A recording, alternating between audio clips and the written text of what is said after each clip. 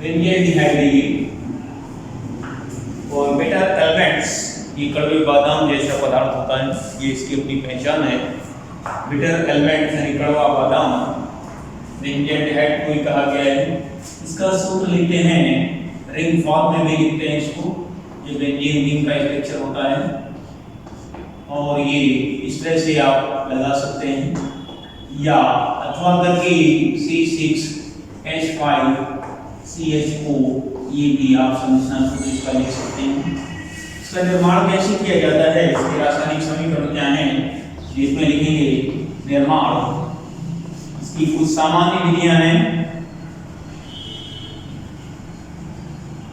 सामान्य विधियां नंबर 1 है सर्वप्रथम बाय गेटरमैन। एक गेटरमैन वैज्ञानिक का नाम है और इनके नाम पर एक रिएक्शन है, गेटरमैन्स सिंथेसिस है। सिंथेसिस का मतलब होता है संश्लेषण यानी निर्माण। गेटरमैन सिंथेसिस क्या है? गेटरमैन एल्डिहाइड संश्लेषण भी कहते हैं। गेटरमैन एल्डिहाइड आप लिख सकते हैं, गेटरमैन एल्डिहाइड सिंथेसिस। यहां पर ये बेंजीन लेते हैं, बेंजीन, और इसके साथ साथ ये HCN प्लस HCl लिया जाता है इन प्रेजेंस ऑफ AlCl3 रहता है इसकी प्रेजेंस में। तो यहाँ पर आप इसको सीधे ये एक माध्यमिक यौगिक के रूप में बनता है, ध्यान दें। ये यहाँ पर CH और डबल बॉन्ड NH, और ये फर्दर हाइड्रोलिसिस होती है इसकी HOH, इसके दो मॉलिक्यूल जुड़ जाते हैं यहाँ पे नीचे, ये जल का एक अणु जुड़ता है, यहाँ से अमोनिया गैस निकलती है जो HCl के साथ क्रिया करके, और ये इस तरह से आपका बेंजील्डिहाइड फॉर्मेशन हो जाता है। और ये अमोनियम क्लोराइड फॉर्मेशन है, HCl से क्रिया करके बना देता है। कि ये है बेंजील्डिहाइड बनाने की सामान्य विधि का रासायनिक समीकरण। ये या फिर बेंजीन से बेंजील्डिहाइड कैसे प्राप्त करेंगे, या गेटरमैन एल्डिहाइड संश्लेषण क्रिया पर संक्षिप्त टिप्पणी लिखो। इसी क्रम में नंबर 2 आता है, नंबर दूसरी विधि है गेटरमैन पूच बाय गेटरमैन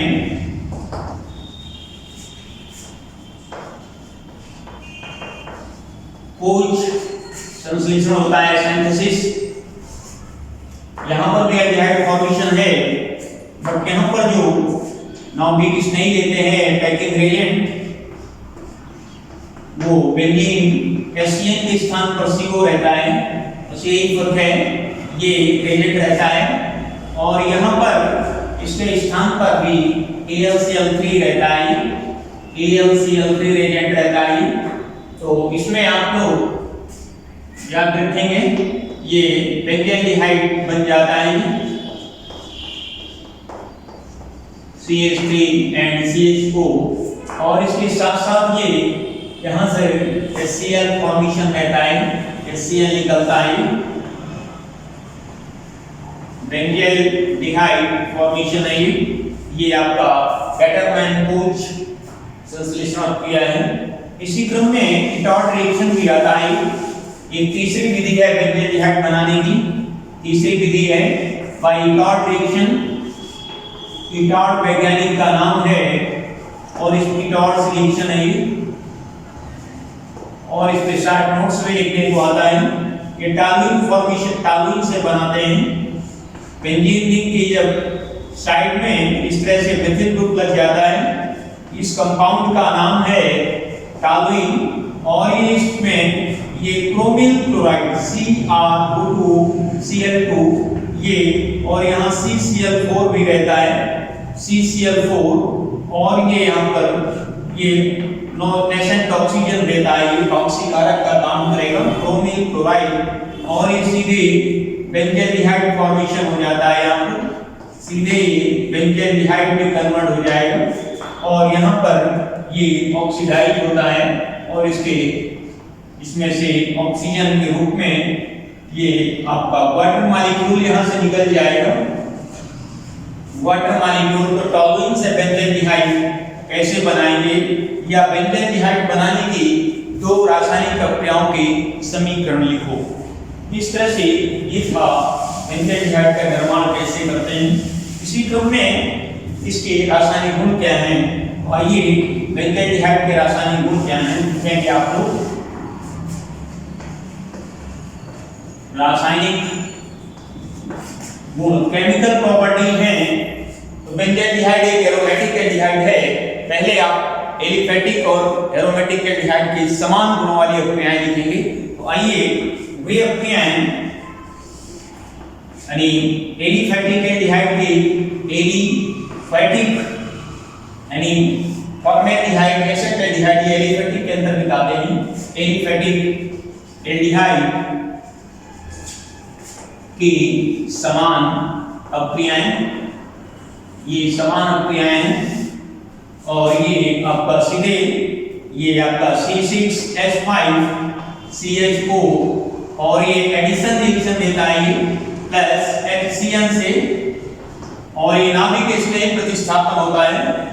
यहाँ पर ये सीधे C6H5CH और ये OH एंड CN बेंज़ोल्डिहाइड साइनोहाइड्रिन बना देगा। बेंज़ोल्डिहाइड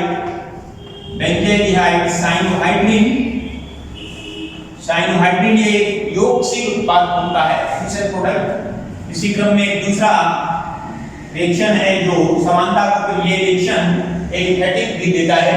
इस तरह से पीछे जैसा कि आप पढ़ चुके हैं, समानता से संबंधित एक रिएक्शन और लिख सकते हैं। यहाँ पर बेंज़ोल्डिहाइड का रिडक्शन किया जाता है। बेंज़ोल्डिहाइड समान गुणों वाली अभिक्रिया में ये बेंज़ोल्डिहाइड रिएक्ट विद ये PCl5 से भी रिएक्शन दे देता है। PCl5 से भी रिएक्शन देता है।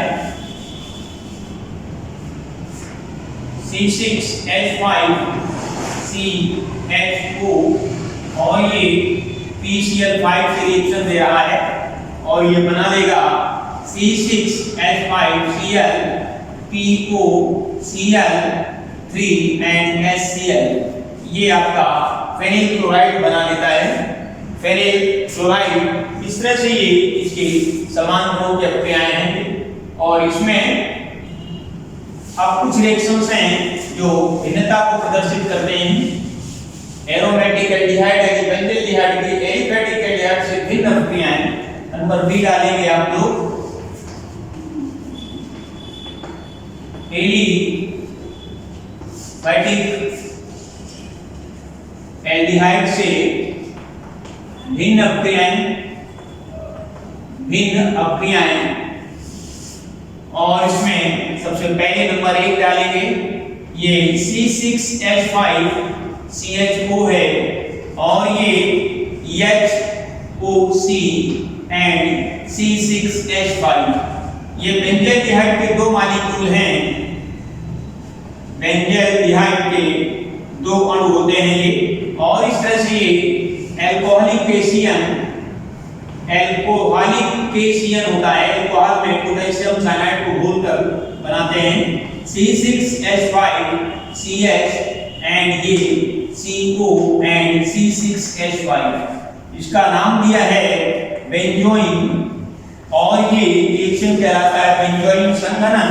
यहाँ लिख सकते हैं ये बेंजोइन कंडेंसेशन रिएक्शन कहलाएगा। ये कंडेंसेशन, बेंजोइन कंडेंसेशन, ये रिएक्शन एलिफेटिक एल्डिहाइड नहीं देता।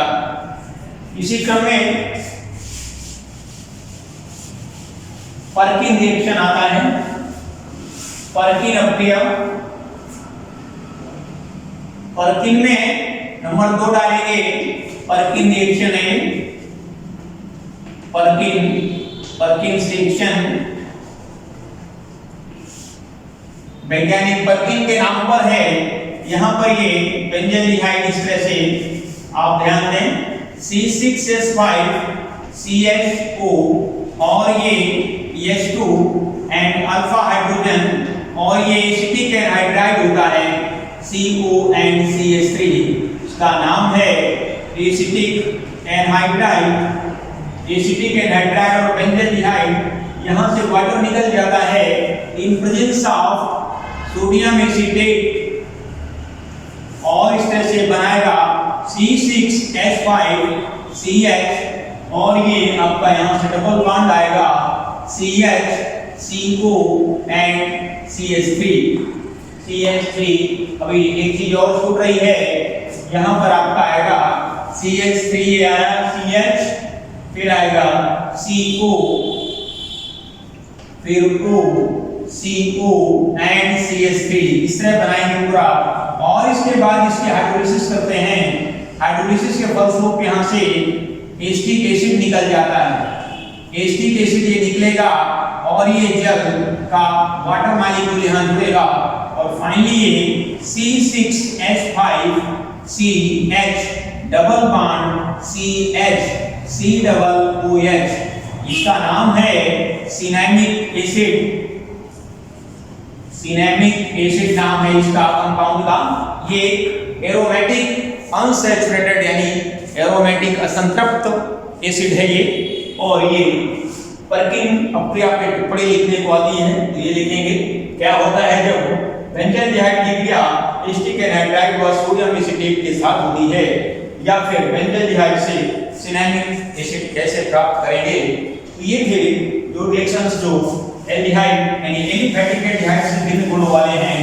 इसी क्रम में अब इसके क्या यूजेज हैं, अब यूजेज भी देख लीजिए आप।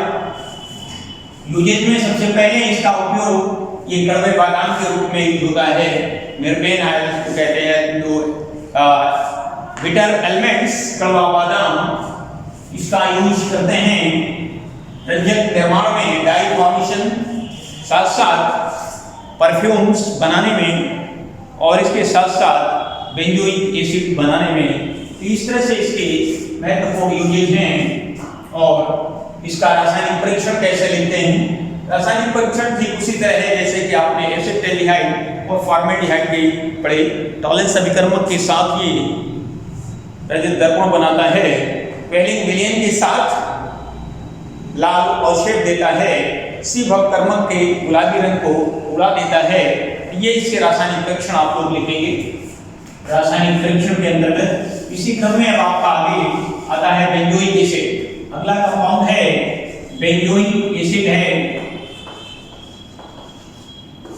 बेंजोइक एसिड ये आपका ध्यान रखें, रिंग पे जब हिलक जाता है R करके और ये C6H5C डबल OH, ये बेंजोइक एसिड है, एरोमेटिक एसिड होता है, मोनोकार्बोक्सिलिक बट एरोमेटिक। इसी क्रम में आगे आप लोग इसके निर्माण की विधियां लिखेंगे। सबसे पहले टॉलुइन से कैसे बनाते हैं इसको, टॉलुइन से इसको कैसे बनाते हैं, फेनिल साइनाइड से इसको कैसे बनाते हैं, ये ध्यान देना है आपको। यहाँ लिखेंगे बेंजोइक एसिड का निर्माण कैसे किया जाता है। ध्यान देंगे निर्माण के अंतर्गत आपका आता है सबसे पहले सामान्य विधियां क्या हैं। सामान्य विधियों में नंबर 1 है निर्माण में सबसे पहले टॉलुइन से हम कैसे इसको बनाते हैं, इस तरह ध्यान दें। और ये टॉलुइन है और इसका ऑक्सीडेशन करते हैं, KMnO4 है और स्ट्रांगली ये H आयन के ले सकते हैं आप। ये डायरेक्ट ये बेसिक मीडियम में आप सीधे इसको ऑक्सीडाइज करेंगे और ये सीधे बना लेता है ये सीधे C डबल OH इसमें और C डबल OH और एक वाटर का मॉलिक्यूल निकल जाएगा। 3 यहाँ पर ऑक्सीजन जुड़ेंगे इस तरह से। तो टॉलुइन से बेंजोइक एसिड कैसे बनाएंगे, टॉलुइन से बेंजोइक एसिड है। फेनिल साइनाइड भी आता है, फेनिल साइनाइड से कैसे बनाएंगे बेंजोइक एसिड। नंबर 2 डालेंगे आप लोग, फेनिल साइनाइड वर्ड आता है, CN लगा रहता है के ऊपर और यहाँ पर इसका फेनिल साइनाइड का से इसका हम हाइड्रोलिसिस कर देते हैं। एसिडिक हाइड्रोलिसिस, ये आपका H2O है और ये डाइल्यूट H2SO4 के प्रेजेंस में इस तरह से ये सीधे आपका बना लेता है ये फेनिल साइनाइड। यहाँ पर ये आपका सीधे COOH और ये अमोनिया निकल जाएगा। यहाँ पर इसके 2 मॉलिक्यूल ले लेंगे, जल में 2 मॉलिक्यूल यहाँ लिए जाएंगे। इस तरह से ये बेंजोइक एसिड फॉर्मेशन है। इसकी और भी विधियां हैं। बेंजाइनडिहाइड से हम कैसे बनाते हैं, बेंजाइनडिहाइड से भी सीधे हम बेंजोइक एसिड उसका ऑक्सीडेशन कर देते हैं। नंबर 3 डाल के कर सकते हैं। ये आपका बेंजाइनडिहाइड है। बेंजाइनडिहाइड से इसका हम ये ऑक्सीडाइजिंग के रूप में है, सीधे आपका टॉलेंस रिएजेंट ले सकते हैं। टॉलेंस रिएजेंट या और फेलिंग सॉल्यूशन कोई भी लेकर के हम बेंजोइक एसिड फॉर्मेशन कर सकते हैं। इस तरह से ये बन जाता है। ये थी बेंजोइक एसिड बनाने की प्रमुख विधियां। इसी क्रम में अब इसके रासायनिक गुण आते हैं। रासायनिक गुण के अंतर्गत सबसे पहले इसकी अम्लीय प्रकृति। रासायनिक गुण के अंतर्गत सबसे पहले अम्लीय प्रकृति क्या है इसकी, अम्लीय प्रकृति एसिडिक नेचर। ये ग्रुप देखिए, ये प्रबल अम्ल होता है। इस तरह से ऐसे लिखेंगे O और ये इसमें ये हाइड्रोजन देता है। ये रिएक्शन जो अम्लीय प्रकृति है ये कार्बोक्सिलिक समूह के हाइड्रोजन परमाणु के कारण रिएक्शन होते हैं। भी कई तरह के रिएक्शन देता है। कार्बोक्सिलिक समूह के हाइड्रोजन परमाणु का जब विस्थापन होता है, इसके साथ साथ फिर CO समूह का विस्थापन होता है, COOH समूह का विस्थापन होता है। फिर इसी क्रम में OH समूह का विस्थापन होता है और साथ साथ एल्किल समूह पर निर्भर करता है। ये 5 तरह के रिएक्शन है। इसके बेंजीन रिंग की कुछ रिएक्शंस हैं। तो यहाँ पर पहले आएगा OH समूह से यानी OH के H पर निर्भर करने वाली अभिक्रियाएं। ये अम्लीय प्रकृति को प्रदर्शित करेगा। C6H5COO negative and H ion. इस तरह से ये H आयन देता है। इसका मतलब जो अम्ल है कि जली विलयन में इस तरह से H आयन बनता है। इसका रिएक्शन आप लोग लिखेंगे C6H5COOH प्लस NaOH। ये प्रबल क्षार है। सोडियम मेटल ले सकते हैं, सोडियम हाइड्रोक्साइड ले सकते हैं, सोडियम कार्बोनेट या सोडियम बाइकार्बोनेट, ये सभी प्रबल क्षार के रूप में प्रयोग किए जाते हैं। और किसी अम्ल की अम्लीय सामर्थ्य यानी उसकी अम्लीय प्रकृति को जस्टिफाई करने के लिए बेंजीन का सोडियम बेंजोएट फॉर्मेशन हो जाएगा और ये जल बन जाएगा। अम्ल और क्षार की क्रिया उदासीनीकरण है। इस तरह से ये रिएक्शन स्पष्ट करता है कि ये अम्ल है। अब इनकी अम्लीय सामर्थ्य का क्रम देखिए जरा कैसे होता है। बेंजीन रिंग में यहाँ पर जो रिंग फॉर्म में है अल्टरनेट डबल सिंगल बॉन्ड रहता है, यहाँ ऋणात्मक प्रभाव रहता है। ऋणात्मक प्रभाव यानी मेसोमेरिक प्रभाव, और ये 2 प्रकार का होता है, धनात्मक और ऋणात्मक। ध्यान दें इधर। और इसके साथ साथ यहाँ एक आर्थो इफेक्ट भी काम करता है, क्योंकि रिंग में आर्थो मेटा पैरा 3 पोजीशन होती हैं। आर्थो पोजीशन पे इफेक्ट होता है, आर्थो इफेक्ट, रिजोनेंस इफेक्ट और इसके साथ साथ इसमें इंडक्टिव इफेक्ट। 3 तरह के इफेक्ट एसिड की सामर्थ्य को प्रभावित करते हैं। तो आइए देखिए, ध्यान दें। ये आपका है एसिड यहाँ पर इस तरह से, और ये रिंग से लगा हुआ ये और ये OH, इसमें ये यहाँ से चलता है ये I इफेक्ट। जब ये बेंजीन रिंग का जो डबल बॉन्ड है पाई इलेक्ट्रॉन पेयर है समूह की ओर चलता है, ये -I इफेक्ट होगा। -I इफेक्ट ये एरो से दिखाया गया कार्बन और कार्बन के बीच। और ये रिंग का ये जो पाई इलेक्ट्रॉन पेयर रिंग से समूह की ओर जा रहा है, रिंग से समूह की ओर जा रहा है, इसलिए और इसमें यहाँ पर -I भी है और -M भी है। -M यानी इसके साथ साथ जब समूह से दूर चलता है रिंग की ओर तो धन प्रभाव होता है, और जब रिंग से दूर यानी समूह की ओर चलता है तो माइनस एम प्रभाव होता है, माइनस एम इफेक्ट यानी आर इफेक्ट को एम भी कहते हैं। तो दो तरह के प्रभाव हैं यहाँ, और ये आर्थो पोजीशन होती है, ये आर्थो पोजीशन है आर्थो, यहाँ पर आर्थो इफेक्ट होता है, आर्थो इफेक्ट। अर्थात एसिड के केस में जब कोई द्वितीय प्रतिस्थापी जुड़ता है, OH जुड़ता है, या फिर कोई एल्केन जुड़ता है, नाइट्रो समूह जुड़ता है, क्लोरो समूह जुड़ता है आर्थो पोजीशन पे, तो सबसे प्रबल अम्ल होगा। ये अर्थ है इसका मतलब आर्थो इफेक्ट। ये इफेक्ट इसकी सामर्थ्य को प्रभावित करते हैं। तो तीन तरह के इफेक्ट हो गए। यम इफेक्ट, यम इफेक्ट का मतलब है, यम इफेक्ट का मतलब यम आर आर, ये दो इफेक्ट हैं। यम आर आर इफेक्ट का मतलब है रिजोनेंस, रिजोनेंस इफेक्ट है, और ये आई, ये भी प्लस माइनस होता है, और ये आई इफेक्ट का मतलब है इंडक्टिव इफेक्ट, प्रेरण प्रभाव, इंडक्टिव इफेक्ट। और ये आर्थो पोजीशन पर आर्थो इफेक्ट भी होता है। आर्थो इफेक्ट पर, आर्थो इफेक्ट के कारण जो एसिड की सामर्थ्य बढ़ जाती है। तो ये तीन तरह के प्रभाव हैं जो इस रिंग एसिड यानी एरोमेटिक बेंजोइक एसिड की सामर्थ्य को प्रभावित करते हैं। अब ध्यान देना है इसमें, इनका क्रम हम आपको बताने की कोशिश करेंगे।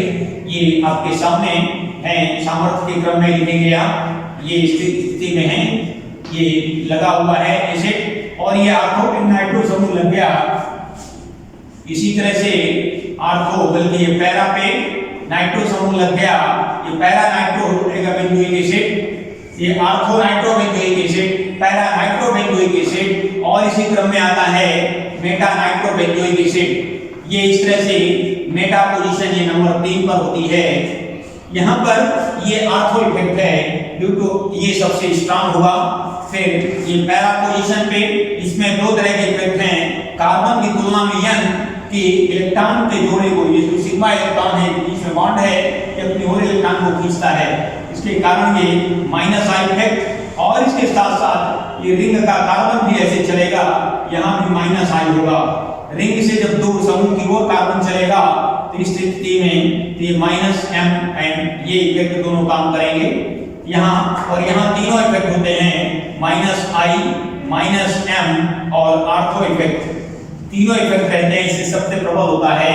और मेटा पोजीशन पे कभी भी अनुनाद प्रभाव काम नहीं करता, बीजोमेरिक इफेक्ट काम नहीं, यहाँ केवल आई इफेक्ट काम करता है, यहाँ केवल माइनस आई इफेक्ट होगा, यहाँ केवल माइनस आई इफेक्ट है। और ये जो बेंजोइक एसिड है प्लेन, इसमें कोई भी इफेक्ट काम नहीं करता, ये सबसे दुर्बल हो जाएगा।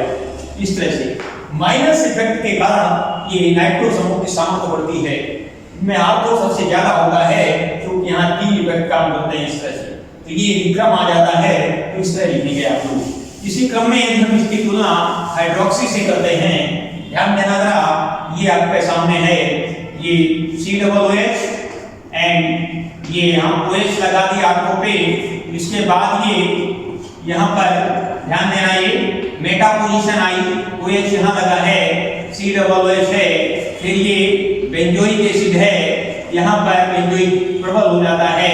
पैरा पोजीशन पे ये सबसे दुर्बल एसिड बन जाता है जाकर के, यहाँ ध्यान देना ONH। इसका कारण है यहाँ सीधे ये समूह है, ये वो तो अपनी ओर खींचता है, लेकिन ये लोन पेयर इसको धकेलता है, तो रिंग की ओर आएगा। तो यहाँ पर आपका काम करेगा माइनस आई और प्लस आर इफेक्ट। आर यहाँ ज्यादा प्रभावी है इसलिए, लेकिन यहाँ पर ये आई और साथ साथ ये है, इसमें ये इस तरह है, ये ऐसे, लेकिन ये लोन पेयर के कारण ये रिंग ऐसे चलती है, ये इलेक्ट्रॉन पेयर ऐसे चलेगा, रिंग की ओर चलेगा, रिंग की ओर आएगा, ये ऐसे सिस्टम चलना शुरू होगा। और यहाँ पर आपका माइनस आई इफेक्ट और ये प्लस आर यानी एम इफेक्ट और ortho effect. Ortho effect plus I effect प्रभावी है, तो ये सबसे दुर्बल होना चाहिए। जब धनात्मक प्रभाव हो जाता है सामर्थ्य घटती है, लेकिन यहाँ चूंकि आर्थो इफेक्ट काम कर रहा है इसलिए ये सबसे प्रबल ही रहेगा। मेटा पोजीशन में केवल आई काम करता है, माइनस आई, ऐसे ये माइनस आई समूह की ओर है। ये यहाँ से जो हाइड्रोजन हटेगा ये सीधे इलेक्ट्रॉन को जब खींचेगा तो यहाँ पर ये जो इस तरह से बना हुआ है वो और ये इधर से इलेक्ट्रॉन को खींचेगा तो इसके बीच बॉन्ड ठीक हो जाएगा। ये यहाँ केवल आई इफेक्ट है, यहाँ पर आई इफेक्ट है लेकिन प्लस आई ज्यादा प्रभावी है, इसलिए यहाँ पर प्लस आई। यदि आर्थो इफेक्ट ना होता है यहाँ पर ये सबसे दुर्बल हो जाता। यही कारण है कि यहाँ पर ये माइनस आई तो है, माइनस आई है किंतु यहाँ प्लस आर है, ये सबसे दुर्बल हो गया जाकर के। ये भी स्थिति में था क्योंकि यहाँ आर्थो इफेक्ट है इसलिए ये सबसे प्रबल रहेगा। यहाँ पर ये क्रम आएगा, ये जाके बेंजोइक से भी दुर्बल हो जाता है, ये आगे लिखा जाएगा इसका। इस तरह से आप लोग एसिड के बारे में लिखेंगे। ये थी अगली समूह। अब कुछ रिएक्शंस ऐसे हैं जो OH समूह पर निर्भर करते हैं। ये था OH के H पर। और अब आते हैं कुछ रिएक्शंस नंबर 2 पर हैं, बी पार्ट है OH समूह पर। OH समूह की अपक्रियाएं इसके अंतर्गत है एस्टरीकरण पड़ जाता है। एस्टरीकरण में ये बेंजोइक एसिड की क्रिया एस्टरीफिकेशन है C6H5 और ये अल्कोहल से क्रिया करेगा C2H5 और यहाँ से OH पूरा लेकर के और ये बनाएगा C6H5 एथिल बेंजोएट। ये ईस्टर फॉर्मेशन है और ये इस तरह से OH की समान रिएक्शन दे रहा है और इसी क्रम में ये इसके साथ साथ ये C6H5 और इसके साथ साथ ये OH समूह के क्रियाओं में आपका ये सीधे दे देता है रिएक्शन। इसमें पूरा OH समूह हट जाएगा, PCl5 बना लेगा ये और ये सीधे आ जाता है PCl5 से रिएक्शन दे दीजिए, यहाँ भी OH हटेगा पूरा, ये बनाएगा C6H5 COCl and POCl3 and HCl। इस तरह से बेंजोइक क्लोराइड बना देगा। ये रिएक्शंस थे जो इसके OH समूह पर। अब कुछ रिएक्शंस हैं जो इसके CO समूह पर निर्भर करते हैं, बेंजोइक एसिड के CO समूह पर। तो ये अब आपके तीसरा नंबर है वो रिएक्शंस हैं जो आपके CO बंध पर हैं, बल्कि CO समूह समझिए आप, CO समूह है जो यहाँ पर उस पर निर्भर करते हैं। इसके अंतर्गत नंबर 1 डालेंगे और लिखेंगे रिडक्शन के साथ आया यहाँ पर रिडक्शन। यहाँ पर आपका आता है सीधे C6H5 और ये CO है OH है, CO समूह की अपक्रियाएं हैं।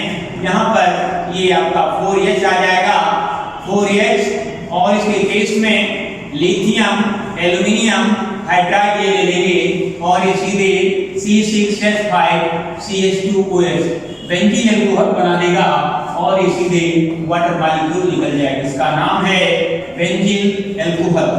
इसी क्रम में ये दूसरा रिएक्शन और अध्ययन देता है। इसमें जब लाल फास्फोरस और आयोडीन HI लिया जाता है, इसी क्रम में नंबर 2 डालेंगे। इसका दूसरा ऑप्शन का दूसरा CO समूह पर दूसरा रिएक्शन आएगा, ये आपका C6H5 COOH है और ये यहाँ पर ये आपका HI है और ये लाल फास्फोरस और ये सीधे C6H5 बल्कि C6H6 बना देगा, C6H6 एंड CO2 निकल जाएगा। ये इस तरह से कार्बन डाइऑक्साइड गैस निकाल देता है। C6H6 बेंजीन फॉर्मेशन है ये। यहाँ पर आप ध्यान रखेंगे ये इसी क्रम में इसके कुछ रिएक्शंस हैं जो सीधे कार्बोक्सिलिक समूह पर निर्भर करते हैं। तो ध्यान दें CO समूह की अपक्रियाएं हैं, CO समूह की अपक्रियाएं। इसमें नंबर पहला आता है डिकार्बोक्सिलेशन है, इसमें COOH और इसका NaOH से रिएक्शन है ये और यहाँ पर ये सीधे सोडियम बेंजोएट बनाएगा। इसकी सोडा लाइम से क्रिया करा देते हैं, सोडा लाइम CaO से और ये फॉर्मेशन बेंजीन का हो जाता है और यहाँ से Na2CO3 पूरा ये निकल जाता है। ये डीकार्बोक्सिलेशन कार्बोक्सीकरण कहलाएगा। ये यहाँ पूरा C समूह हटाया है। इसके साथ साथ ही इसमें रिएक्शन भी आता है, ये CHMI-DD। इसमें रिएक्शन के अंतर्गत ये बेंजोइक एसिड है आपका, और ये सीधे ये एक तरह से कार्बन श्रृंखला का रिडक्शन, कार्बन की संख्या का कमी आएगी यहाँ पे, यानी डिग्रेडेशन, और ये H2SO4 की प्रेजेंस में रहता है। यहाँ पर एनिलीन फॉर्मेशन होता है, एक कार्बन कम हो जाएगा और सीधे ही आपका COOH समूह पूरा NH2 में बदल जाता है, CO2 निकलेगा और N2 फॉर्मेशन होगा। ये थे इसके। अब कुछ रिएक्शंस हैं जो बेंजीन रिंग पर निर्भर करते हैं। बेंजीन रिंग पर है जैसे नाइट्रीकरण, क्लोरीनीकरण, हैलोजनीकरण, सल्फोनीकरण, ये आप लोग स्वयं पढ़ेंगे। इस तरह से इसके क्या यूजेज हैं। बेंजोइक एसिड का काम है फलों के परिरक्षण में, प्रिजर्वेटिव के रूप में। सोडियम बेंजोएट ये है, खाद्य पदार्थों के परिरक्षण में यूज होता है। तो ये और साथ साथ ही रंजक बनाने में, परफ्यूम आदि बनाने में, कार्बनिक संश्लेषण में ये इसके महत्वपूर्ण उपयोग हैं। एसिड, कार्बोक्सिलिक एसिड के बारे में पढ़ा। इसके अंतर्गत बेंजोइक एसिड जो कि एक एरोमेटिक एसिड है, के साथ साथ एलिफेटिक एसिड जिसके अंतर्गत फॉर्मिक अम्ल, एस्टिक अम्ल के निर्माण की सामान्य विधियां, उनके महत्वपूर्ण रासायनिक गुण एवं उनके रासायनिक परीक्षण साथ साथ उपयोग पढ़ेंगे। आज के लेक्चर में आप लोग पढ़ेंगे नाइट्रोजन युक्त कार्बनिक यौगिक संबंधी एक नया अध्याय है। इसमें नाइट्रोजनस कंपाउंड्स के अंतर्गत आपके कोर्स में एलिफेटिक के अंतर्गत एथिलमीन और एरोमेटिक के अंतर्गत एनिलीन, ये दो कंपाउंड हैं और दोनों को हम आज डिस्कस करेंगे। और ध्यान देंगे सबसे पहले एथिलएमीन, उससे पहले आप लोग ध्यान दें एमीन्स क्या हैं। एमीन्स अर्थात अमोनिया के व्युत्पन्न, ये अमोनिया है, इसमें एक लोन पेयर रहता है हाइड्रोजन, ये हाइड्रोजन, ये हाइड्रोजन, और इस अमोनिया से जब ये हाइड्रोजन हटता है और उसकी जगह एल्किन जुड़ जाता है तो ये एमीन फॉर्मेशन हो जाता है। ये इस तरह से NH2 एमीन। अमोनिया का जब एक हाइड्रोजन हटता है तो प्राथमिक एमीन, दो हाइड्रोजन हटते हैं दो एल्किन से तो द्वितीयक एमीन। इस तरह से दूसरा एल्किन जुड़ेगा, दूसरा हाइड्रोजन हटेगा, द्वितीयक का मतलब ये इसमें R and R, इस तरह से NH, ये इसी क्रम में इस तरह से तीसरा H हटेगा और ये R मींस एल के लिए टर्शियरी एमीन बन जाता है। ये प्राइमरी एमीन, ये सेकेंडरी एमीन और ये टर्शियरी एमीन बन जाते हैं। तो ये अमोनिया के व्युत्पन्न कहलाते हैं। इसी क्रम में जो एरोमेटिक होता है, एरोमेटिक के अंतर्गत AR के स्थान पर AR आता है, वो भी AR और NH2। ऐसे AR का मतलब है यहाँ पर फेनिल ग्रुप से, ये फेनिल पढ़ा जाता है। वहां पर एल्किल, एरोमेटिक के केस में फेनिल, ये भी अमोनिया की तुलना में जो फेनिल मींस एनिलीन है ये दुर्बल है एमीन, जबकि जो एलिफेटिक एमीन्स होते हैं वो अमोनिया की तुलना में प्रबल हो जाते हैं, अधिक क्षारीय हो जाते हैं। तो अमोनिया की जब एथिल या डाईएथिल या ट्राईएथिल एमीन की तुलना की जाती है, यानी एलिफेटिक एमीन की, तो अमोनिया से अधिक प्रबल होते हैं। उसका कारण है एल्किल समूह धनात्मक प्रेरक प्रभाव उत्पन्न करते हैं। धनात्मक का मतलब है एल्किल समूह अपने से दूर नाइट्रोजन की ओर इलेक्ट्रॉन युग्म को पुश करता है, धकेलता है। नाइट्रोजन के ऊपर लोन पेयर के कारण ये क्षारीय प्रकृति दर्शाते हैं, अर्थात ये लुईस क्षारक की भांति व्यवहार करते हैं। और एल्किल समूह और अधिक इलेक्ट्रॉन डेंसिटी को नाइट्रोजन के ऊपर बढ़ा देता है। इस कारण ये अमोनिया की तुलना में जो एलिफेटिक एमीन्स होते हैं अधिक प्रबल हो जाते हैं, किंतु एरोमेटिक एमीन के केस में जो रिंग होती है वो इलेक्ट्रॉन पेयर को अपनी ओर खींचती है, ये ऋणात्मक प्रभाव उत्पन्न करती है। इस वजह से यहाँ पर बल्कि ये ना कह करके रिंग में जो धनात्मक अनुनाद प्रभाव होता है और अमोनिया के द्वारा N के द्वारा जो ऋणात्मक I प्रभाव होता है, I की तुलना में जो धनात्मक R है वो ज्यादा प्रभावी होता है। इस कारण नाइट्रोजन के ऊपर धनात्मक अनुनाद प्रभाव के कारण इलेक्ट्रॉन घनत्व कम हो जाता है। तो एरोमेटिक एमीन जो होते हैं अमोनिया की तुलना में दुर्बल होते हैं, जबकि एल्किल एमीन एलिफेटिक एमीन ये प्रबल होते हैं। इसका कारण है यहाँ धनात्मक प्रेरण प्रभाव, धनात्मक अनुनाद प्रभाव यानी मीजोमेरिक प्रभाव के कारण इसकी क्षारीय प्रकृति अमोनिया से कम हो जाती है। धनात्मक प्रेरण प्रभाव यानी इंडक्टिव इफेक्ट के कारण एमीन्स की क्षारीय प्रकृति एलिफेटिक एमीन की अमोनिया से अधिक हो जाती है। तो ये क्षारीय प्रकृति का यहाँ पर रखा। अब आता है निर्माण कैसे करते हैं। तो एमीन्स का हम निर्माण कैसे करेंगे, इसके लिए आपके कोर्स के अंतर्गत एथिल एमीन का अध्ययन है। एथिल एमीन और फार्मूला लिखते हैं C2H5NH2। ध्यान रखेंगे आप लोग। एथिल एमीन बनाने की प्रयोगशाला विधि दी गई है, तो इसमें लिखेंगे प्रयोगशाला में कैसे बनाते हैं एमीन, प्रयोगशाला विधि। इसके अंतर्गत ये आपका जितने कार्बन का एमीन बनाना होता है उससे एक अधिक कार्बन का एमाइड ले लेते हैं। ये हाफ मेंस ब्रोमामाइड अपक्रिया भी कहलाएगी।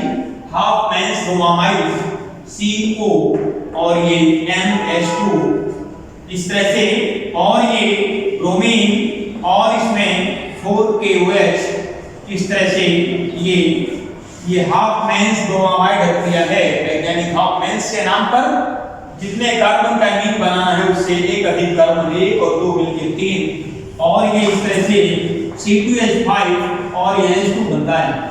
यहाँ पर जो CONH2 ग्रुप है ये पूरा NH2 में कन्वर्ट होता है, प्लस 3KBr बना देगा। 3KBr, बल्कि यहाँ पर एक ये KBr आएगा और प्लस K2CO3 बनाएगा प्लस 3H2O। इधर बैलेंस करके देखें आप, हाइड्रोजन के दो, बल्कि ये यहाँ पर 2H2 ही बनेगा, 2H2O आ जाएगा और K2 यहाँ 2 लग जाएगा। इस तरह से ये है आपका एथिल एमीन। NH2 ग्रुप जब लगा रहता है एल्किल के साथ तो प्राथमिक एमीन होता है, अर्थात एथिल एमीन एक प्राथमिक एमीन है। ये इसकी प्रयोगशाला विधि थी। इसे ऐसे भी कह सकते हैं, क्या होता है जब प्रोपेनामाइड की क्रिया ब्रोमीन और KOH के साथ होती है, या प्रयोगशाला विधि का रासायनिक समीकरण लिखो। इसी क्रम में कुछ सामान्य विधियां भी दी गई हैं एमीन बनाने की। इसके अंतर्गत है नंबर 2 के अंतर्गत ये आपका है C2H5 है और ये एथिल नाइट्राइड है, ये नाइट्रोएथेन कह सकते हैं। इसका रिएक्शन करते हैं इस तरह से, और ये HN या HCl लिया जाता है। ये इसके साथ साथ नंबर 2 पे H2 निकेल कैटालिस्ट और ये हाइड्रोजन इस तरह भी ले सकते हैं, और यहाँ C2H5 और ये NH2 में कन्वर्ट हो जाएगा प्लस H2O, यानी 2 इसमें से 2H2 ये बन जाएगा एथिल एमीन। इस तरह नाइट्रो ग्रुप सीधे NH2 में कन्वर्ट होता है। CN ग्रुप भी सीधे बदलता है। CN के लिए भी आप दे सकते हैं। अगला नंबर ये दूसरा हो गया, तीसरा इस तरह दे सकते हैं। तो ये इसकी जनरल मेथड्स हैं।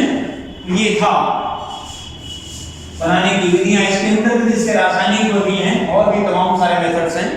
नाइट्रो ग्रुप को NH2 में कन्वर्ट किया, CN ग्रुप को भी NH2 में कन्वर्ट करेंगे। इसके साथ साथ इसकी जनरल मेथड्स और भी हैं, उनको आप देखेंगे। रासायनिक गुण के अंतर्गत सबसे पहले की क्षारीय प्रकृति क्या है। एमीन की रासायनिक गुण है ये। रासायनिक गुण में एमीन्स की क्षारीय प्रकृति है ये। एमीन्स, ये R का मतलब एल्किल, ये प्राथमिक एमीन है। इसकी क्षारीय प्रकृति। नंबर 1 लिखेंगे क्षारीय प्रकृति। ये लोन पेयर कॉन्टेनिंग जो होते हैं, लोन पेयर जिसमें रहता है वो लुईस क्षारक होते हैं, याद रखें। तो एक लुईस क्षारक है क्योंकि अमोनिया से भी प्रबल होते हैं ये। यहाँ पर आप इसमें ध्यान दें, ये आपका एथिलेमीन की बात चल रही है, C2H2 है ये, और इसका जो जलीय विलयन है इस तरह से ये रिएक्शन करेगा C2H5 और ये NH3 एंड ये NH3 और ये OH बन जाएगा NH3OH, और ये NH3OH फर्दर C2H5 NH3OH और ये R9 होता है, और इस तरह C2H5 और ये NH3 ये पॉजिटिव चार्ज है यहाँ पर, और ये इस तरह से OH नेगेटिव बनाता है। इस तरह से यहाँ पर ये बेसिक मीडियम में ये OH दे रहा है। ये OH किस तरह से निकलता है, OH देना ही क्षार होने की पहचान है। तो इस तरह से इसकी क्षारीय प्रकृति है। अब क्षारीय प्रकृति का एक क्रम भी दिया गया है क्षारीय सामर्थ्य का। तो इसमें से ये इसमें आप लोग ध्यान देंगे, क्षारीय प्रकृति को बताना है तो C2H5 ये तो क्षारीय प्रकृति है जलीय विलयन की, और क्षारीय गुण को प्रदर्शित करने की एक अक्रिया भी देनी है आपको। ये आप ले सकते हैं, H2SO4 से रिएक्शन दे दीजिए, और C2H5 और ये NH3 और ये पॉजिटिव बना देगा, और प्लस ये HSO4 ये नेगेटिव बना देगा।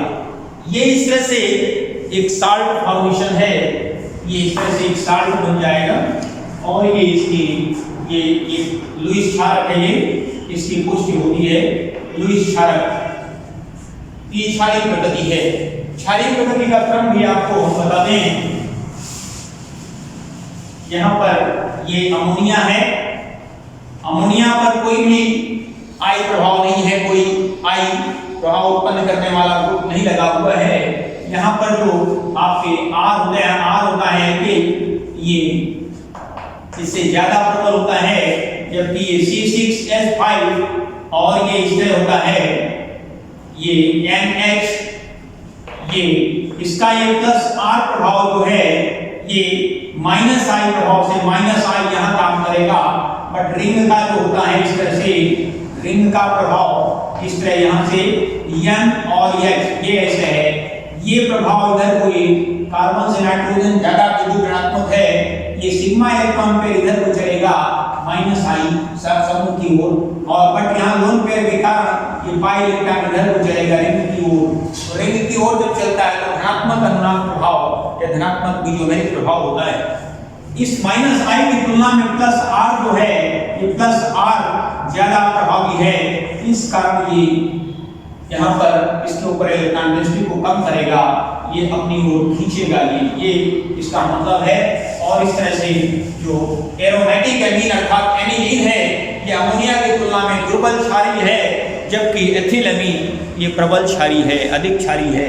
इसका कारण है यहाँ पर ये प्लस R प्रभाव है, प्लस R इफेक्ट के कारण है, और यहाँ प्लस I इफेक्ट है, प्लस I इफेक्ट ऐसे चलता है। और ये इस तरह से आप ध्यान रखें, यहाँ I और R दोनों क्या हैं, 0 हैं, इस तरह से आप इसको दिखा सकते हैं। ये क्षारीय प्रकृति का एक ऑर्डर है, इस तरह आप लोग लिखेंगे। इसी क्रम में इसके अन्य रासायनिक गुण हैं, इसमें नंबर 2 लिखेंगे कि एमीन जो होता है C2H5 है और NH2 है, और ये एल्किल हैलाइड से भी क्रिया करेगा, एल्किल हैलाइड के अंदर गतिये ले लेंगे, और ये आपका C2H5 और ये NH यहाँ 2 लग जाएगा, और ये NH बना लेगा, और ये सीधे आपका HCl निकल जाएगा। यहाँ से एक केस ले गया, ये है आपका प्राइमरी एमीन और ये है सेकेंडरी एमीन। अब अगले स्टेप में C2H5 और ये यहाँ ट्वाइस लगा दीजिए NH, और फिर अगला मॉलिक्यूल एल्किल हैलाइड का ये अल्काइलेशन है एमीन का C2H5 का होल थ्राइस, और ये लोन पेयर आया, और ये Cl, और ये टर्शियरी एमीन बनेगा। टर्शियरी अमीन। इसी क्रम में ये तीसरा स्टेप आता है NH और ये होल थ्राइस और ये N। इस तरह से इसका तीसरा मॉलिक्यूल C2H5 एंड Cl और ये जुड़ जाएगा ये C2H5 का whole 4 plus N positive and Cl negative एक साल्ट बना देगा। इसको कहते हैं चतुष्क एमीन, QUR क्वाटरनरी एमीन्स। तो इस तरह से 4 तरह का एमीन होता है क्वाटरनरी तक। ये था इसकी प्रॉपर्टी के अंतर्गत। इसके अलावा कुछ रासायनिक गुण और भी हैं। एथिलेमीन नाइट्रस ये आपका तीसरा नंबर है। एथिलेमीन की क्रिया नाइट्रस अम्ल के साथ होती है। क्या होता है जब इसके लिए ये नाइट्रस अम्ल है HNO2, यहाँ पर आपका सीधे ये सोडियम नाइट्राइट और ये HCl पहले क्रिया करते हैं। क्या होता है जब एथिलेमीन की क्रिया सोडियम नाइट्राइट और HCl के साथ होती है तो पहले दोनों क्रिया करते हैं, नाइट्रस अम्ल बनता है और फिर ये नाइट्रोजन, इसको आप ऐसे दिखा सकते हैं N और इधर O एंड OH। यहाँ से ये सीधे आता है इसमें, ये N2 बना देगा इस तरह से यहाँ पर और ये C2H5 OH प्लस H2O बनाएगा प्लस ये N2 बना देगा। यहाँ पर ये एथिल एल्कोहल है ये, इस तरह से आप ध्यान रखेंगे। तो एथिलेमीन से नाइट्रस अम्ल की क्रिया होने पर क्या बनता है या एथिलेमीन से अल्कोहल कैसे प्राप्त करेंगे ये ध्यान रखिए आप। इसी क्रम में आगे रिएक्शन आता है कार्बोइलेमीन अभिक्रिया। नंबर 14 डालेंगे। कार्बोइलेमीन क्या है? कार्बोइलेमीन रिएक्शन, कार्बोइलेमीन रिएक्शन है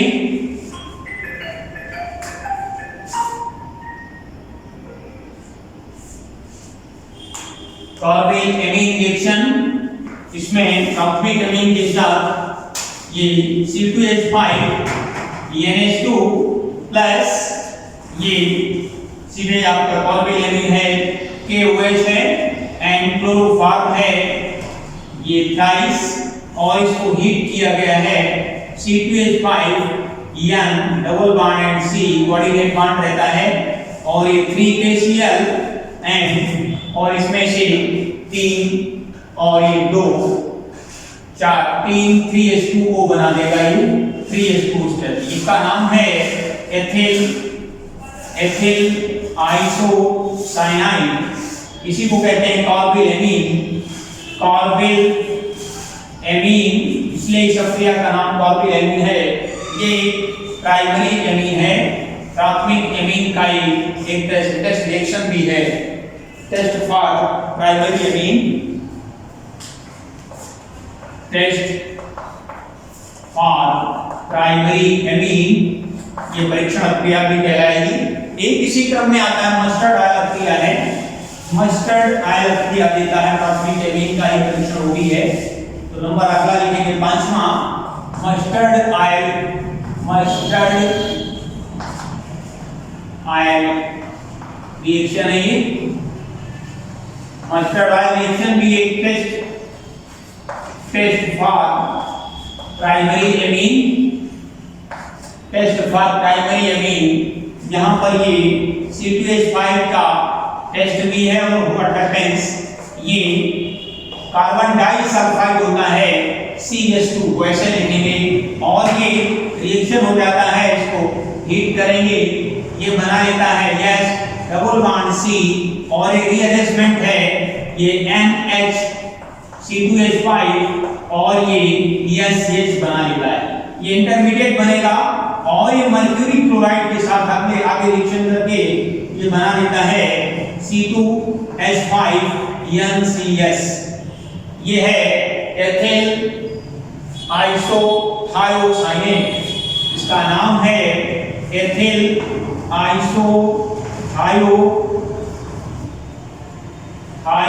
थायोसाइनेट और इसी को कहा गया है मस्टर्ड ऑयल। इट्स स्मेल जो इसकी होती है, it's smell like mustard oil.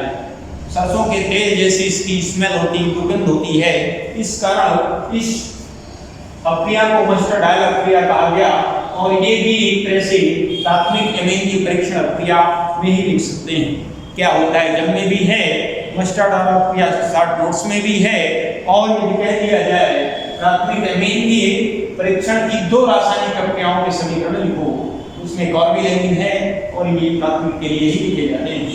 इसी क्रम में इसका प्राथमिक, द्वितीयक और तृतीयक एमीन्स का जो रिलेशन है, डिफरेंस कैसे लिखेंगे? प्राथमिक, द्वितीयक और तृतीयक एमीन का डिफरेंस करना है तो आप कॉलम बना लेंगे। यहाँ पर ये है R एमीन NH2 और ये है R NH, ये एमीन है, और ये R थ्राइस, ये टर्शियरी एमीन है, ये सेकेंडरी एमीन और ये प्राइमरी एमीन। इनमें भेद कैसे करेंगे? 3 टेस्ट ट्यूब में आपको तीनों एमीन अलग अलग दे दिए गए, तीनों की दुर्गंध एक जैसी है, तीनों द्रव अवस्था में हैं। फिर कैसे जानेंगे कौन प्राथमिक है, कौन द्वितीयक है और कौन तृतीयक है? इसी क्रम में आप सबसे पहले नंबर लिखेंगे इसकी पहचान के लिए, यानी लिखेंगे एमीन कौन सा एमीन है, ये नहीं है पदार्थ के रूप में, amine plus benzene sulphonyl chloride word आता है, ये एक रिएजेंट है, बेंजीन सल्फोनिल क्लोराइड वर्ड है, ये क्लोराइड, और ये इसको हिंसबर्ग रिएजेंट भी कहते हैं। बेंजीन क्लोराइड ये है आपका हिंसबर्ग रिएजेंट, हिंसबर्ग के नाम पर है, ये ऊपर हेडलाइन में लिख सकते हैं आप लोग। और ये मिलाने पर ये आपको पहले से ये कॉलम में ना लिख करके इस तरह से आप लिखेंगे। प्राथमिक यहाँ कर लेंगे, प्राथमिक इस कॉलम में कर लें ऐसे, द्वितीयक इस कॉलम में कर लें, और तृतीयक इस कॉलम में इस तरह से आप लोग लिख लें, टर्शियरी और ये सेकेंडरी और ये प्राइमरी। ये जब मिलाते हैं तो कैसे जानेंगे प्राथमिक है? इसमें से बनता है ये हिंसबर्ग अभिकर्मक के रूप में, ये आपका हिंसबर्ग अभिकर्मक है, बेंजीन सल्फोनिल क्लोराइड SO2 है, और ये बन जाएगा NH और ये C2H5, और यहाँ पर ये क्रिया के फलस्वरूप ये इसमें HCl निकलेगा। जब इस अमीन में ये रिएजेंट मिलाएंगे ऐसे, ये बन जाएगा, और ये बन जाता है आपका व्हाइट PPG, व्हाइट यानी सफेद ओशिट बनता है। सेकेंडरी में भी बनेगा, हिंसबर्ग मिलाएंगे, सेकेंडरी में भी बनेगा इस तरह से, और ये आपका ये SO2 और ये N और ये C2H5, यहाँ भी HCl निकल जाएगा, और ये भी बनता है। ये जो रहता है ये भी व्हाइट बनता है। देखिए यहाँ पर ध्यान देना है थोड़ा, ये हिंसबर्ग से रिएक्शन नहीं करता है, ये नो रिएक्शन हिंसबर्ग रिएजेंट के साथ टर्शियरी एमीन रिएक्शन नहीं करता। 3 टेस्ट ट्यूब हैं, तीनों में आपने हिंसबर्ग रिएजेंट थोड़ा थोड़ा डाला, यदि व्हाइट PPT एक के साथ तो रिएक्शन नहीं करता तो समझ लीजिए वो तृतीयक एमीन है, 2 के साथ रिएक्शन करता है और व्हाइट ही बनाता है।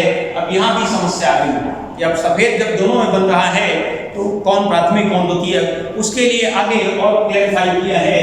यदि सफेद और शेप में KOH मिला दिया जाता है, KOH यदि मिला देते हैं और सफेद और शेप जो बना हुआ है वो भूल जाता है, N ये H और ये आपका क्या बन जाता है, सीधे C2H5 and K negative, K positive बन जाएगा और ये नेगेटिव बन गया इस तरह। यदि क्या है ये घुलनशील है, सॉल्युबल। ये जो प्राथमिक एमीन का सफेद अवशेष KOH मिलाने पर घुल जाएगा, जबकि ये KOH से मिलाया जाएगा यहाँ पर चूंकि प्रतिस्थापी हाइड्रोजन नहीं रह गया, इसलिए यहाँ K नेगेटिव आयन नहीं आएगा। ये कैसा रहता है, ये सफेद अवशेष घुलेगा नहीं, वो तो रिएक्शन करता नहीं। ये प्राथमिक, द्वितीयक और तृतीयक एमीन्स में विभेद यानी डिफरेंस बाय हिंसबर्ग अभिकर्मक। बेंजीन सल्फोनिल क्लोराइड ये हिंसबर्ग अभिकर्मक कहलाता है। तो इस तरह से ये एलिफेटिक एमीन के बारे में आपने पढ़ा, इसकी परीक्षण भी पढ़ी, इसके यूजेज क्या हैं, रबर उद्योग में, कपड़ा उद्योग में, अभिरंजक निर्माण में, इस तरह से आप पढ़ेंगे। इसी क्रम में आगे अब आता है एरोमेटिक एमीन। एरोमेटिक एमीन के अंतर्गत आपको एनिलीन पढ़ना है। एरोमेटिक एमीन अर्थात एनिलीन ये एरोमेटिक कंपाउंड होता है। इसका स्ट्रक्चर आप लोग बना लेंगे इस तरह से। ये NH रहता है, यहाँ भी लोन पेयर है C6H5NH2। ये आप ऐसे भी लिख सकते हैं। ये देखिए स्ट्रक्चर है, इसको कैसे बनाते हैं। जैसा कि पीछे पढ़ा, यहाँ पर धनात्मक प्रेरक प्रभाव के कारण जो एरोमेटिक एमीन होते हैं अर्थात एरिल एमीन अमोनिया से दुर्बल क्षारी होते हैं, जबकि एथिल एमीन धनात्मक प्रेरक प्रभाव के कारण अधिक क्षारी होते हैं। तो ये आपने पढ़ा। अब इसको कैसे बनाते हैं, तो इसका निर्माण कैसे करेंगे। निर्माण इसको प्रयोगशाला में कैसे बनाया गया है, वही हाफमैन्स ब्रोमाइड रिएक्शन इसके लिए भी लिखा गया है। बेंजीन को प्रयोगशाला में जो तैयार किया गया है, इसके लिए ये आपकी लैब मेथड है। लैब मेथड का मतलब है प्रयोगशाला विधि में। प्रयोगशाला में ये आपका है बेंजामाइड लिया गया है और ब्रोमीन M4KOH और यहाँ एनिलीन फॉर्मेशन हो जाता है C6H5 और ये भी एक प्राथमिक एमीन है जो कि NH2 ग्रुप लगा है और ये सीधे KBr एंड और इसके साथ साथ आपका सीधे बना लेगा यहाँ पर KBr है और plus 2KBr and K2CO3 plus 2H2O। ये यहाँ पर एनिलीन बनता है, ये एनिलीन कहलाएगा। एनिलीन ये भी एक प्राइमरी एमीन के अंतर्गत जाता है। ये भी कॉर्बिल परीक्षण देता है, कॉर्बिल अभिक्रिया जो आपने पढ़ा है ये भी देगा। तो एनिलीन जहाँ एथिलेमीन के साथ क्लोरोफॉर्म और KOH की क्रिया कराई है, वहाँ पर आप एनिलीन लेके भी करा सकते हैं, वहाँ फेनिल आइसोसाइनाइड बन जाएगा। तो कार्बिल एमीन परीक्षण ये भी देता है और एथिल एमीन भी देता है। तो ये इस तरह से इसकी प्रयोगशाला विधि थी। अब इसको औद्योगिक स्तर पर कैसे बनाते हैं, औद्योगिक निर्माण विधि क्या है, नंबर 2 डालेंगे। औद्योगिक निर्माण के अंतर्गत ये आपका ये नाइट्रोबेंजीन है C6H5। इस कंपाउंड का नाम है नाइट्रोबेंजीन। नाइट्रोबेंजीन का रिडक्शन किया जाता है प्रयोगशाला में ये है और यहाँ पर 3 और ये Cl ये अपचायक के रूप में लिए गए हैं और ये सीधे NO2 ग्रुप सीधे NH2 में कन्वर्ट हो जाता है, +2H2O बना देगा। इसका एनिलीन फॉर्मेशन है ये औद्योगिक स्तर पर बनाते हैं इसको। इसी क्रम में आगे आता है नंबर 2 इसी में औद्योगिक के अंतर्गत ही ये C6H5 है और ये NO2 है। वैसे ये मेथड जो है स्पेशली प्रयोगशाला में भी प्रयोग की गई है। ध्यान दें, ये जो मेथड आपने लिखी है ये औद्योगिक में ये प्रयोगशाला में आप यहाँ लिख लेंगे। लैब मेथड प्रयोगशाला विधि के अंतर्गत भी ये लिख सकते हैं। मेन औद्योगिक स्तर पर ये विधि है। औद्योगिक स्तर पर मेन आपकी ये है, जब टीम की जगह हम Fe एंड HCl लेते हैं, जब टीम की जगह हम Fe लेते हैं तो ये केवल औद्योगिक निर्माण है। इसे प्रयोगशाला में भी प्रयोग किया गया है, तो ध्यान देंगे ये।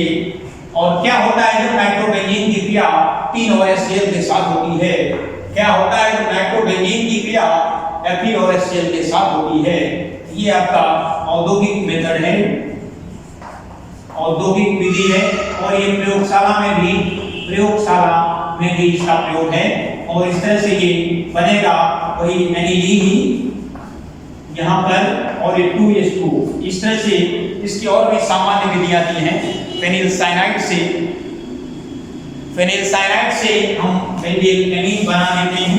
इसके साथ साथ फिनॉल से कैसे बनाया गया है, इसको फिनॉल से भी एक मेथड है, दे सकते हैं ये चौथी विधि लिख सकते हैं। ये आपका फिनॉल है और फिनॉल से ये आपका फिनॉल और ये अमोनिया से किया है ये H और ये NH2, यहाँ से पानी निकल जाएगा और सीधे ये ZnCl2 आता है और 300 डिग्री सेल्सियस एनहाइड्रस और ये पानी निकल जाएगा, सीधे एमीन फॉर्मेशन हो जाता है यहाँ से NH2। इस तरह से ये बनाने की विधियां थी। तो एनिलीन बनाने की 2 विधियों के रासायनिक समीकरण लिखो, तो फिर उसमें प्रयोगशाला लिखो या औद्योगिक लिखो, तो सामान्य उससे कोई फर्क नहीं पड़ता है। इसी क्रम में इसके रासायनिक गुण क्या हैं? रासायनिक गुण के अंतर्गत इसकी क्षारीय प्रकृति आप लोगों ने पढ़ा है। क्षारीय प्रकृति जैसा कि एथिलीन की है, ठीक उसी तरह ये भी प्रदर्शित करता है। अम्ल के साथ इसकी क्रिया करा के लवण बना देंगे। जहाँ C2H5 लिखा गया है वहाँ C6H5 लिखेंगे, बस इतना ही अंतर है, बाकी क्षारीय प्रकृति वही है। बट ये अमोनिया से दुर्बल है, जबकि एथिलीन अमोनिया से प्रबल क्षार है। इसके कारण इसके अंतर्गत इसमें एल्काइलेशन, एनिलीन जो होता है एथिलीन से क्रिया करके ये इसमें से एसिटाइलेशन, एल्काइलेशन इस तरह से भी रिएक्शन देता है। जैसे यहाँ अब आगे नंबर 2 डालेंगे, क्षारीय प्रकृति के बाद क्षारीय प्रकृति नंबर 1, नंबर 2 रासायनिक गुण के अंतर्गत ये आपका बेंजीन है C6H5, और ये एनिलीन और ये HCl है ये, और इसके साथ साथ ये क्रिया करता है एल्काइलेशन। एल्काइलेशन में Cl एंड एल्किल क्लोराइड लेते हैं, एल्किल क्लोराइड के साथ ये क्या है एल्कलीकरण, एल्काइलेशन से, और ये यहाँ पर ये Cl निकल जाएगा और ये बनाएगा C6H5 और ये NH, और ये है फेनिल एथेनामाइड, फेनिल एथेनामाइड या N-एथिल बेंजीन ऐसे दे सकते हैं एल्काइलेशन के अंतर्गत। इसी में एसिटाइलेशन, एसाइलेशन बढ़ाता है, एसिटिलीकरण। तो जहाँ मेथिल क्लोराइड लिया है वहाँ एसिटिल क्लोराइड ले लेंगे, जहाँ पर मेथिल लगता है, बल्कि एमीन के साथ में उसमें फेनिल क्लोराइड था, एथिल की जगह मेथिल होना चाहिए, क्योंकि मेथिल क्लोराइड लिया वहाँ CONH2 ऐसे आएगा, एथेनामाइड आ जाएगा। ये जैसे C6H5 NH2 है और ये Cl है, CO है, CH3 यहाँ से H निकलेगा और ये Cl बनेगा और ये बनाएगा C6H5 NHCOCH3। ये है, इसको पढ़ेंगे फेनिल एसिटामाइड या N है फेनिल एसिटामाइड, ये इस तरह से आप इसका नाम दे सकते हैं। ये एसाइलेशन वर्ड है। इसी क्रम में बेंजोइलेशन वर्ड आता है। तीसरा नंबर है बेंजोइलेशन। यहाँ पर एनिलीन के साथ एमाइड फॉर्मेशन ही होता है, बट ये Cl and Cl C6H5 phenyl benzamide बन जाएगा। यहाँ पर सीधे बेंजोइलीकरण है C6H5 और ये NH एंड CO C6H5, ये है फेनिल बेंजामाइड, फेनिल बेंजामाइड। ये शॉर्टन बोमेन अपक्रिया कहलाती है। ये है SCHO double TEN Schotten and Baumann अपक्रिया है। ये रिएक्शन के नाम से जानी जाती है, इसको आप लोग याद रखेंगे। इसी क्रम में आपका कार्बिलेमीन अपक्रिया, कार्बिलेमीन अपक्रिया बस ठीक एथिलीन की तरह ही है, उसको आप लोग स्वयं लिखेंगे। और इसका एक सबसे इंपॉर्टेंट रिएक्शन है, वो इंपॉर्टेंट रिएक्शन है जो एथिलीन नहीं देता है, वो है डायएजोनीकरण।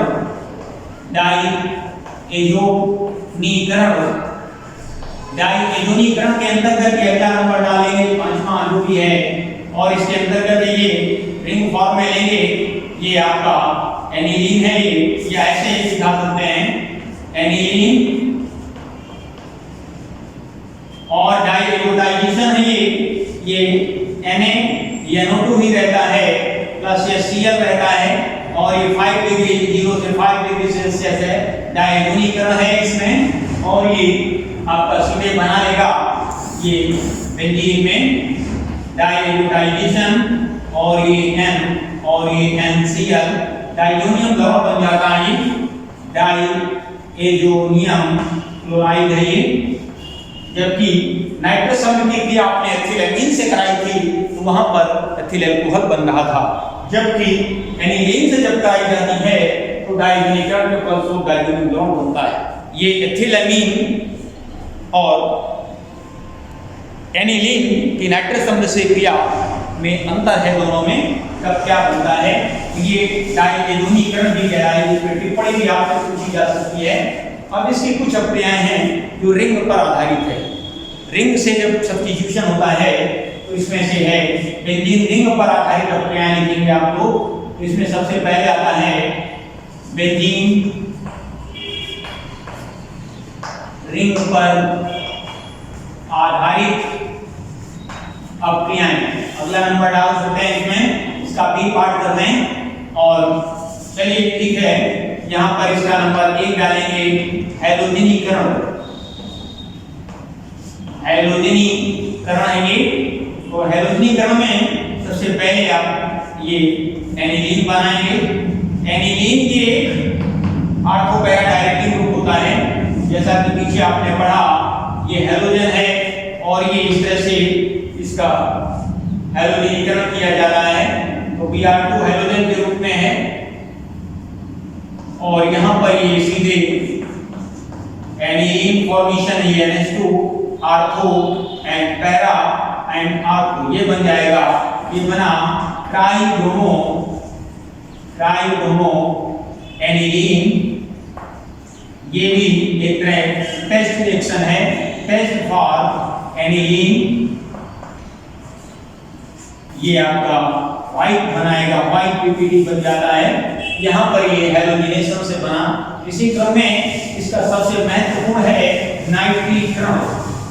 नाइट्रेशन कैसे करते हैं इसका बेंजीन रिंग पर आधारित प्रक्रियाएं हैं।